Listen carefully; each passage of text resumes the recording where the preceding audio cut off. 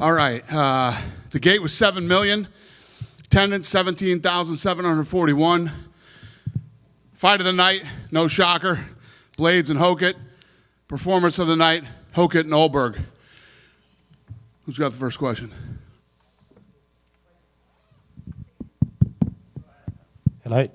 First of all, crazy card, crazy night of fights. We'll start with the main event. It looked like Yuri had it in the bag. Carlos is on one leg, and then suddenly, out of nowhere, this sport can still surprise us. Give us your reaction to Crazy. The fight was over. I mean, but I guess it ain't over till it's over. Incredible comeback win. Yeah, and we don't know 100%, but you saw he was kicking that front leg, and the front leg was bothering him, and then all of a sudden the back leg hurts. Could be an ACL. Yeah, that would suck for him, right? If did Yuri in the cage said that he saw the leg injury and then almost felt like a sense of mercy towards Carlos. Did you feel like he kind of took his foot off the gas when he saw Carlos was hurt? Well, I didn't necessarily feel it, but some people were saying to me he was goofing around and he was doing this and that, but yeah, I mean, when you got a guy hurt, you got to finish him till the ref jumps in and stops it. So, yeah, there are quite a lot of people in the world who are not a big fan of Josh Hokit's shtick. Yeah, but when you go I'm one of them. When you go out and fight like that, though, it kind of makes the character stuff irrelevant, and he put on an insane. He walked the talk tonight. You know what I mean? When people come out and say stupid shit and have sort of a shtick, it's not my thing. But nothing but respect for both of those men tonight in that fight. It was unbelievable, and yeah, you won't hear a word out of me from here on out about him. He like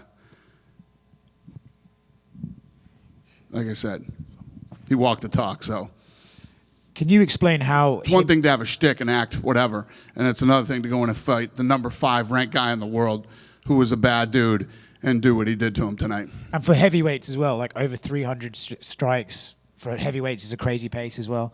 Can you explain to us how Josh ended up fighting or will fight Derrick Lewis on the White House?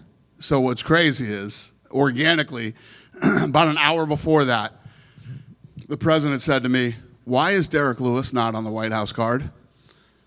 I said, "I'll be back in 5 minutes." I went and called Derrick Lewis. Said the president wants to know why you're not on the White House card. And Derrick Lewis said, politics. Politics kept me off the White House card. And I said, "Do you want to fight on the card?" And he said, "I absolutely want to fight on the card. Tell the president thank you." So then I told Mick Maynard, find a fight for Derrick. Let's talk about it next week and whatever. Then the Hokit fight happens. And Joe Rogan, I had the headphones on, Joe Rogan goes, "Is there another slot open on the White House card for Hokit?" And I go, "Holy shit." So I grabbed Mick and I said, "Go back there and talk to see if he's in." And Hokit was getting into an ambulance and said yes. Genuinely curious, why does Trump love Derrick Lewis so much? Like Colby I get, Masvidal I get. Where did the Derrick Lewis love come from for Donald Trump? He's a fan. He likes Derrick Lewis. He likes his personality. He likes the way he fights. I don't know. I mean, what makes us a fan of anybody, I don't know what it is, but the president loves Derrick Lewis. And you just said you won't criticize Josh for his character work, but if he's on the White House lawn saying some of this dumb shit, is any part of you going to be like, ah? Yeah, probably. But then once he gets in the cage, we'll forget all about it. Daniel, what was Donald Trump's reaction to that fight? Because, obviously... Everybody was going crazy. I mean, everybody was going crazy. Everybody's saying it's one of the greatest heavyweight fights they've ever seen. Everybody on that side of the cage. Co-main event, what did you make of Paulo's performance in there? Looked like he kind of just came out like a bat out of hell in the third round for that finish. Yeah. I mean, what an impressive win for him, too. The guy was 16-0 and very confident that he was going to beat Costa. And what was he saying to the president? Because it looked like they were having a conversation right next to him. He was telling him how much he admires him, and yeah. Cub Swanson, big win in his final fight. What did you make of his, victory, perfect send-off, and everything? Holy shit! I mean, you couldn't script it any better than that, especially against a tough kid like Landwehr. I mean, that kid is tough, durable, and loves to fight like that. When you hit him with 3, he'll hit you with 4 type thing. He couldn't handle Cub tonight. It was pretty impressive. I don't know if you were ringside for it yet, but did you happen to see Aaron Pico's performance in there? It seems like the broadcast just gave him glowing reviews for his first UFC win. The broadcast was what? Loved Aaron Pico's performance. first big. I don't know if you were there. Yeah, no, I was in the back with the president, but yeah, we saw it on TV. Dana, Yeah. overall, is Miami becoming like an annual stop? Like, can we expect every year to be so far so good? But I've had a blast here this week, so yeah. Fights were great. The crowd's incredible. I mean, the crowd was losing their mind during some of those fights, and yeah, it's always a great place to come. I know you're not one to reminisce on things, but we are like here casually talking about, fights at the White House, this and that. But have you had a second to sit down and just kind of think like we're actually going to host an event, promote an event at the White House? Yeah. The deeper we get into it, yes. Yeah, it's pretty crazy. It's even crazy to the president. The president's like, it's crazy we're going to do this fight in the White House lawn. When you were hosting UFC events at the Taj Mahal with Trump, what would have been more crazy in 2001?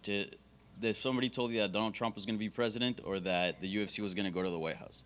Both. I've been doing a lot of interviews this week with like big mainstream outlets, and I was talking about it yesterday.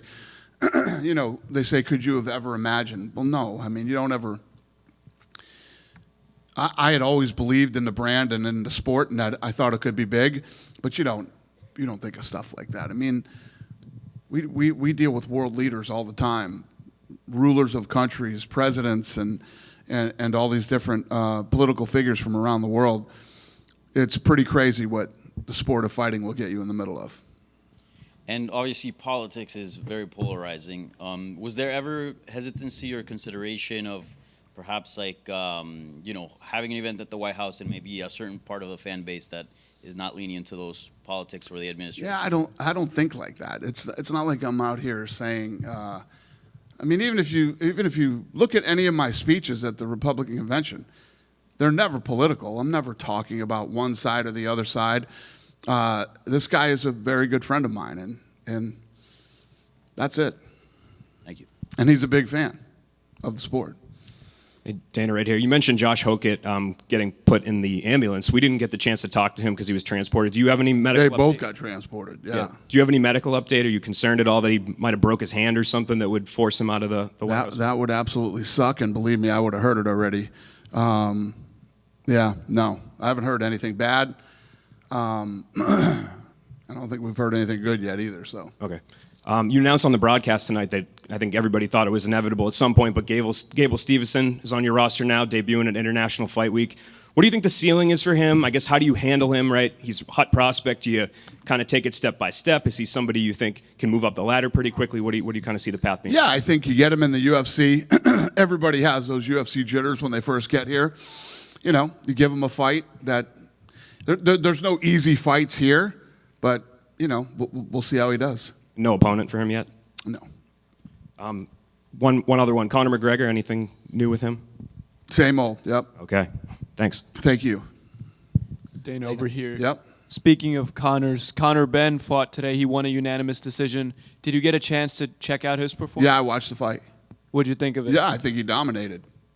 And one more question for me. I know in the crowd they showed Amanda Nunes, Kayla Harrison. Seems like Kayla's getting back into training. Do we have any updates on like when that fight could be made? No, we're gonna have to see how she progresses and how she feels. And once we think, let me tell you what you don't want coming off that surgery. You don't want Amanda Nunes grabbing your head and pulling you around by your neck. So let's make sure she's 100% healed, and then we'll make that fight. Fair enough. Thanks, Dana. Thank you. Dana, just Yeah. a quick one. Mateusz Gamrot has been telling that he needed a dominant win, a staple, for some time, and tonight's win was that kind of a staple. And he has some big names in his mind, like Paddy Pimblett, Benoit Saint-Denis. Do you think that with that kind of win, we can get this in his next bout? I can hear you. Go ahead. There you go. Unbelievably, I can hear you. Yeah. Yes. Gamrot was saying that he needs a big staple win to get some of the bigger names in the division, such as Benoit Saint-Denis and Paddy Pimblett. With the win like today, do you think he's getting close to getting a fight against big names like that? Absolutely. Okay, and would you tell that lightweight is the hardest division in terms of how you need finishes, big wins like this to get bigger names because of the stars on the roster. Would you say that the lightweight is the hardest division to move up and get big names and fight big names because the roster is so deep? So in order to get, It's definitely one of them. It's definitely one of them. Yeah. I mean, from champion to 10 is nasty. So yeah. Thank you. Thank you. Dana, right over here. Yeah. John Jones says that watching UFC 327 lit a fire in him to compete, and now he's potentially not retired. He's not committing to it. Have you talked to him at all about anything, or no? No. And listen, how is that any different than John's been in the last 10 years? You know what I mean? The way I always looked at, I used to tell Lorenzo, you'll never be able to build a business with this guy. But when he does show up, it's fun. There was a lot of shifts happening at light heavyweight tonight. Just what were your thoughts overall on the division, and where do you take it going forward, considering, you know, Paulo Costa is now going to be ranked at light heavyweight. Ulberg's your champion, but might be hurt. Where do you go with this? Yeah, I mean, it's fun. You know, when you have a guy like, the thing with a guy like Costa is he comes in and he tries to knock people out, and huge, massive win for him tonight. I mean, this might be the biggest win of his career tonight. He beat an undefeated 16-0 guy who was absolutely confident he was going to beat Costa, and he looked good, did it impressively, and like you said, it sets him up for a lot of fun fights. Dana over here. Yep. Just one from me. With this fight with Derrick Lewis and Josh Hokit, is there any? It's all set with the White House card, or is there any chance that another fight could be added to the card? Is there, other than that fight, is there any chance that any more fights could be added? No. Yeah, it's all set. I shouldn't have done this one. But when the president looks at you and says, why is Derrick Lewis not on the card? Huh? You put Derrick Lewis on the card immediately. Yeah. Unless he calls me and tells me to do something else, there will be no more fights added to the card. Yeah, maybe another name that he could be interested on. What's that? maybe another name that he likes, another name he's interested in seeing on that I card. certainly hope not. Thank you. But anything is possible. Yes. So since you had such a blast here in Miami, is there any way that you're going to do an Orlando card 3 hours away? It's a great question. I don't know the answer to that. I wouldn't say no. We could absolutely do a card in Orlando. So that's a absolutely we would do that. Thank you. Thank you. Dana. Yes, sir. Jorge Masvidal says he has something going on with the UFC. Can you confirm that? Yeah, no, we have no fights for him right now. We have nothing done with him. Okay. He's talking to us. Okay, thank you. Yeah. Was Colby ever in the running to be in the UFC White House? He seemed a bit upset, and obviously he's been a big supporter. Yeah, of course. There's the whole listen. Every time you hear something publicly from these guys, and oh, this didn't happen, that didn't happen, always remember this. This is common sense. We have to get these guys 3 fights a year. If we don't, we have to pay them, even if they don't fight. We're always offering guys fights, and you know, if he didn't make it on the White House card, there's absolutely positively a reason. Dana, when you say that, does that just mean like, so let's say John Jones, for example, right? Does that just mean you offer him an opponent, potential guy, and he just says no, or is that his management turns it down for him? There are a lot of different reasons that it could not happen, but yeah. What we don't do is just fuck guys over and just let them sit around and no, we're not going to give you a fight. The exact opposite. We're doing 44 cards a year. People fall out all the time, and you know the list goes on and on. Everybody's being offered fights. This is a bit of a random question, but did you hear that when Mike Tyson fought Jake Paul, Tito Ortiz apparently called Lorenzo to try and get your boxing match with Tito back on? Did you ever hear that? When what happened? When Jake Paul and Mike Tyson boxed, right? Uh-huh. Apparently Tito Ortiz called Lorenzo to try and get your boxing match with Tito back on. You know what? I think Lorenzo did say something like that. Yeah. I'm 56 years old. I'm going to be 57 in July. I fight to get out of bed every day, okay?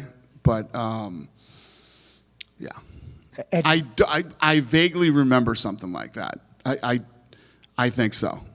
Eddie Hearn, you know, Tito Ortiz, you're a guy very much in demand. You could get on the White House card if you wanted. Well, Tito's dumb as hell, but Tito's not a pussy. Eddie Hearn's a pussy. Eddie Hearn ain't boxing anybody. Fucking posting pictures of himself hitting the fucking speed bag. It looks like it's in slow motion. Yeah. Eddie Hearn. And let me tell you what. If that did happen, me and Eddie Hearn are bums. We would be the first fight of the night. These guys are talking like we're going to headline some fucking card or some shit like that. Bums, okay? Whoever was talented on that card should be insulted if he and I were anywhere near any other slot other than the first fight of the night, and it shouldn't even be on TV. Hasn't tried to do it. Yeah. Has he? You don't think Turkey would try to do that fight? Did Turkey make you an offer? Of course they did. Yeah. People are throwing offers around everywhere. Yeah. That'd be big on Netflix. Huh? It would be big on Netflix. Yeah, probably. Dan over here. Yeah. I know you're not matchmaking yet, so I'm not asking that, but I'm just asking your opinion. Just with the history of city kickboxing and Alex Pereira, would you be interested someday in Ulberg Pereira fight? Ulberg, yeah, of course. Any insight into how you think that might go down, just with two high-level kickboxers, and Ulberg being teammates with Izzy with their history? Well, we got to find out what happens at the White House. You know what I mean? So when you say, I know you don't want to matchmake, but what if, when you talk about what ifs, they're not even worth talking about until everything plays out. You know what I mean? It's like when people shit on a card, like this card sucks. The fuck are you talking about? It's Thursday. Saturday night at midnight, tell me the card sucked. You can't plan or think about any of that type of stuff until it plays out. Even the guy, some guy at the press conference the other day was asking me a question about what would happen to, I don't remember who it was, but it's like, the fight's in 2 days. I mean, why would we even waste our breath talking about that until we see how the fight plays out? We good? One last one real quick. Is Yep. Zhang Wei Li coming back to 115? And I ask because Tatiana Suarez got a big win. And What's the question? Is Zhang Wei Li coming back to 115? No, don't do it. Huh? She's going to Macau. Yeah. Macau. We'll wait till then. All right. Thank you. Yeah? Have a great night, you guys. Thank you. And thanks, Miami. I had a blast here.